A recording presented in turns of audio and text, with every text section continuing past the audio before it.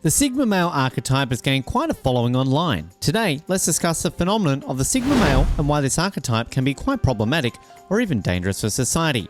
We'll break down how an obsession with Sigma traits can become problematic if not carefully calibrated with balance, moderation, and concern for the greater good.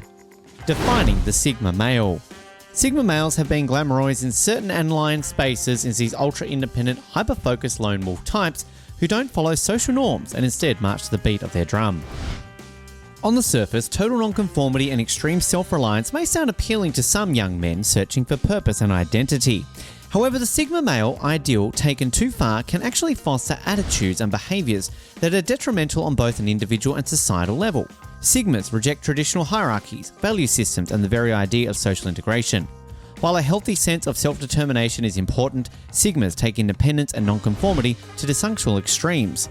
This obsession with extreme individualism breeds isolation, disconnection, and a sense of superiority over others. So, in this video, let's break down exactly why an unhealthy Sigma male mentality can be dangerous. We'll be looking at how it promotes toxic mindsets around masculinity, relationships, and antisocial behaviour.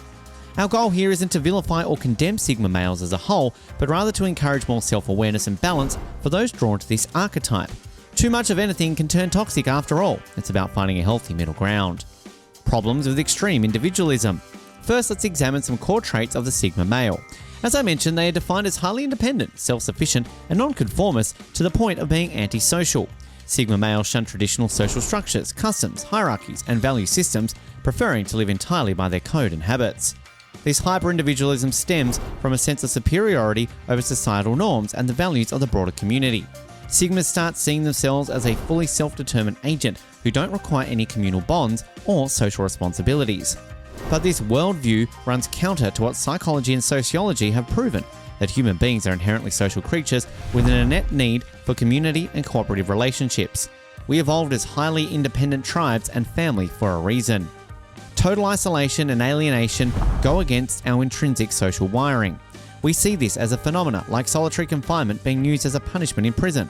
Humans deprived of social bonds grow unstable and suffer psychologically. No one truly thrives in isolation. So this radical self-reliance and rejection of community prompted by the Sigma archetype sets up an unrealistic and unsustainable personal standard. It overlooks our intrinsic desire for belonging and healthy independence. Sigmas essentially close themselves off from meaningful vulnerability, accountability, intimacy, and social support systems essential for robust mental health. Their avoidance of social attachment is more rooted in dismissal, fear, and control than actual strength and wisdom. In the end, despite rationalizations about strength and self-mastery, the Sigma lifestyle tends towards inner sadness, loneliness, and a lack of greater purpose, the natural byproducts of isolating oneself. Their excessive independence is more a defense mechanism than healthy relating. As social beings, we need an equilibrium between individuality and social integration. The Sigma male rejects integration entirely, but no man is an island. Those who try to be inevitably suffer the soul sickness of disconnection and meaningless. The Sigma facade crumbles upon closer inspection. Perpetuating toxic masculinity. This ties into notions of toxic masculinity as well. The Sigma's extreme self-reliance and emotional repression reflect the most dysfunctional aspects of modern male socialism. The pressure to avoid vulnerability, never ask for help, and suppress normal human feelings in order to appear tough and stoic at all times. Traditional masculinity very narrowly promotes strength, domination of others, and total self-sufficiency as the essence of manhood. It frames impotency, emotional awareness, and expressing honest feelings as inherently feminine and shameful. This outdated coding stems from ancient gender roles where men, as hunters and protectors, needed traits like courage, aggression, and risk-taking. But though survival needs bread, representation, and disconnection as well. As a result, men in modern culture are conditioned to be cut off from their hearts, believing that anger is the only socially acceptable emotion while fear, grief, and tenderness must be bottled up. This prevents healthy processing and inner work. Of course, gaining mastery over one's mind and emotions is important, but not at the expense of self-awareness. By overemphasizing sheer toughness, the Sigma mentality directly inhibits men from cultivating emotional maturity, secure attachments, vulnerability, and the ability to navigate relationships with nuance, capacities that are indispensable to mental health. In the end, the Sigma male ideal is adolescent. It overlooks that true maturity means balancing strength, courage, and independence with the ability to foster community, express love openly, and develop a rich inner world guided by wisdom and discernment. We must be cautious of the Sigma allure in spaces like online forums, as it taps into male insecurity and the hunger for purpose in misleading ways. With more life experience, most men outgrow the fantasy of the lone warrior. What's needed is cultural change to support the maturation process. Lack of empathy and self-absorption. Beyond emotional effects, the Sigma attitude can breed a damaging sense of entitlement along with a lack of empathy for others.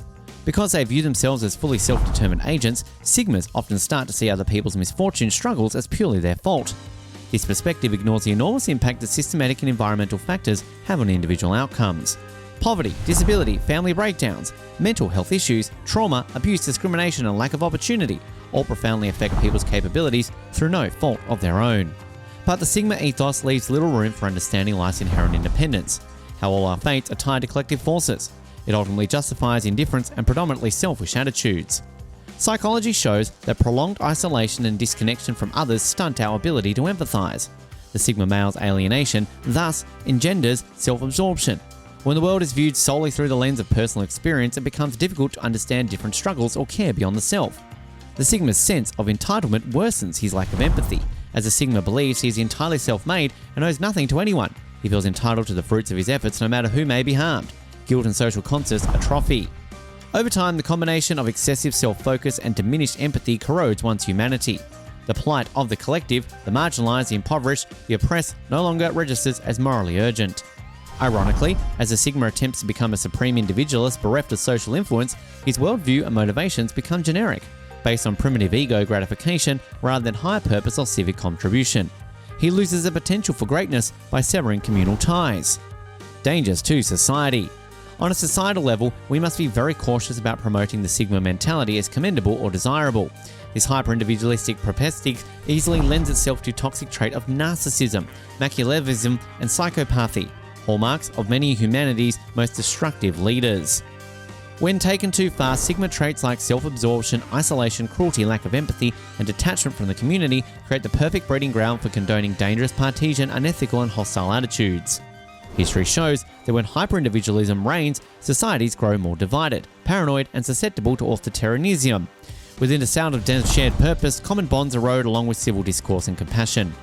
In many ways, the Sigma obsession reflects a disturbing sickness in modern masculine society, a drifting away from values like service, contribution, and collective good. We must be mindful of how these anti-social concepts get distorted and glorified in certain online forums and impressions. But the Sigma wears his self-imposed isolation as a badge of honor and superiority. Despite rationalizations about strength, his way is often one of secret sadness, defensiveness, and hollowness from lack of purpose or relatedness. This is relatively that young men drawn for this figure must reckon with. The Sigma male appeal seeks to valid criticisms young men have of society, tries to shame or constrain their self-expression. So let us know your thoughts on the Sigma value architect on this analysis. We think it's a complex phenomenon which is balancing self-reliance with compassion, and that being key. Thanks for watching, folks. Hit that subscribe button if you'd like to see more content soon.